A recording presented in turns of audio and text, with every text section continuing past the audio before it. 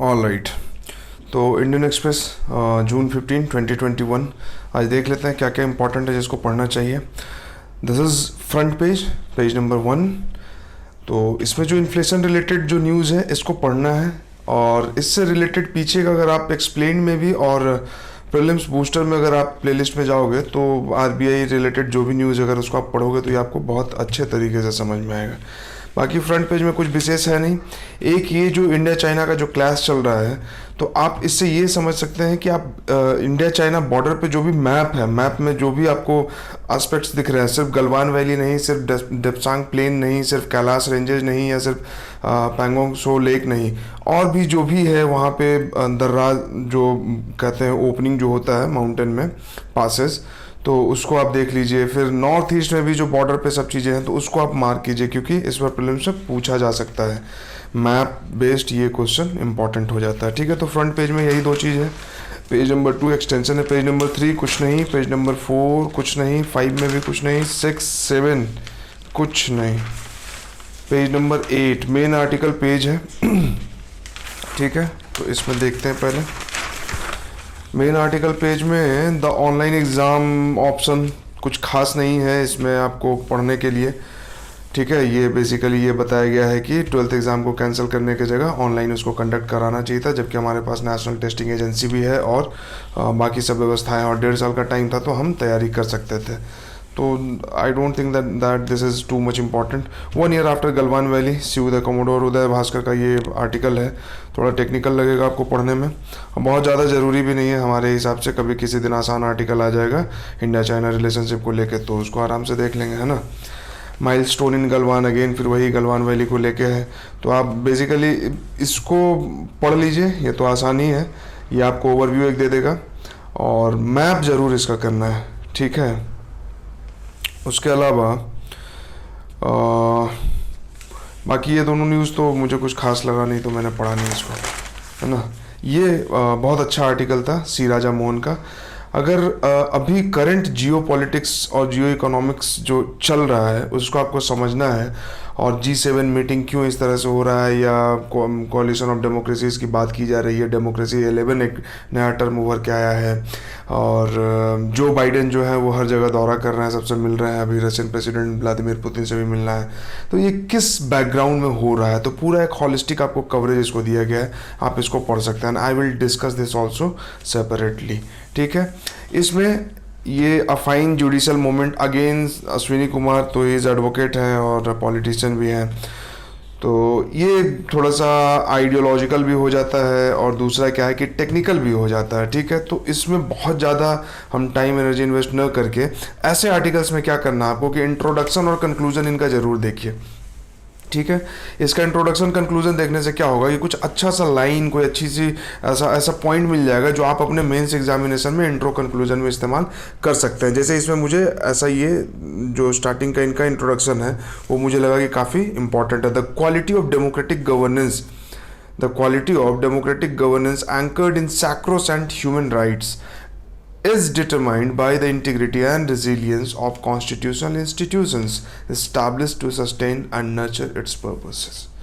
ठीक है, कहाँ इस्तेमाल कर सकते हैं, मान लीजिए कोई ऐसा सवाल आता है जिसमें कि डेमोक्रेटिक इंस्टीट्यूशन या हमारे यहाँ जो भी इंस्टीट्यूशन है, चाहे कैग पे सवाल आए, चाहे सीबीआई पे आए, चाहे आप कोई भी इवन की जुडिशरी, पार्लियामेंट, लेजिस्लेचर, किसी पे सवाल आता है, इस लाइन को आप याद रख सकते हैं और इसको डायरेक्टली लिख सकते हैं। ठीक है, गवर्नेंस डेफिसिट है, human right versus national security चल रहा है, यूएपीए का इतना चर्चा होता है।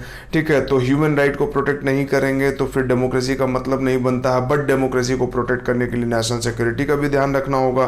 तो ये एक बैलेंस होना चाहिए। तो ये जो लाइन है that is, I think that this is very important, और इसका हम इस्तेमाल कर सकते हैं। ठीक है, तो ये मैंने साइड में लिखा है कि कहाँ कहाँ मतलब जो इसका इस्तेमाल किया जा सकता है जिन जगहों पे। ठीक है, इसके अलावा और आप खुद से भी सोच सकते हैं। ठीक है, तो इस पेज में बस ये सी राजा मोहन का जो आर्टिकल था उसको पढ़िए, और इसके बाद आगे चलते हैं। पेज नंबर 9 हो गया, फिर आगे कहीं पे कुछ है नहीं, पेज नंबर 10 में भी नहीं है, पेज नंबर 11 में भी नहीं है, पेज नंबर 12 ठीक है। ये सब डे बाय डे न्यूज़ है, डे बाय डे कमेंट्री है, तो ये सब जब इम्पोर्टेंट बन के छन के जब आ जाएगा तो इसको पढ़ेंगे कि नाटो के साथ मीटिंग चल रहा है ये वो। अब G7 पे इतना ज़्यादा न्यूज़ आ रहा है कि कितना G7, एक बार पढ़ लिया, हमें 150 वर्ड में आंसर लिखना है, मैक्सिमम 250 वर्ड्स में, तो क्या इतना पढ़ के करना है कि मतलब रोज़ ही पढ़ रहे हैं उसको 1 महीने तक। हाउ इंडिकेटिव इज़ GDP, ये इंपॉर्टेंट है, इसको पढ़ना है, ठीक है। GDP को लेके चर्चा होता है, एक तरफ हम GDP को ग्रो कराने की बात करते हैं और दूसरी तरफ क्या बात होता है कि भाई GDP जो है फ्लॉड है, तो उससे पूरा एक डिस्कशन है। We will discuss this also separately. क्यों इंपॉर्टेंट है, देखिए ये प्रीलिम्स के लिए भी इंपॉर्टेंट है और मेंस के लिए भी इंपॉर्टेंट है। देखिए मेंस 2020 में इससे सवाल आया था, ठीक है, इससे सवाल आया था, और give me just few seconds, I will show you the question. Potential of what do you mean by potential GDP, ठीक है। this is paper 3 question number 2, potential GDP, ठीक है। तो इस तरह का जो सवाल है उसमें हम इस तरह के कंसेप्ट का इस्तेमाल कर सकते हैं। जब हम इसको पढ़ते हैं तो ये हमें समझ में आता है, ठीक है। तो पोटेंशियल GDP सवाल, और ये मतलब आसान होता है, लेकिन अगर आपने पढ़ा है, एक पर्सपेक्टिव आपका डेवलप है, तभी आप इस चीज़ को कर सकते हो, ठीक है। ऐसा नहीं कि एकदम एग्जाम से पहले रट लोगे और उसका जाके एग्जाम में लिख दोगे, नहीं, ऐसा नहीं होगा। आपको एक पर्सपेक्टिव डेवलप करना होगा, न्यूज़पेपर को थोड़ा टाइम देना होगा, 1 घंटे 1.25 घंटे पढ़ के तब इसको ठीक करना होगा।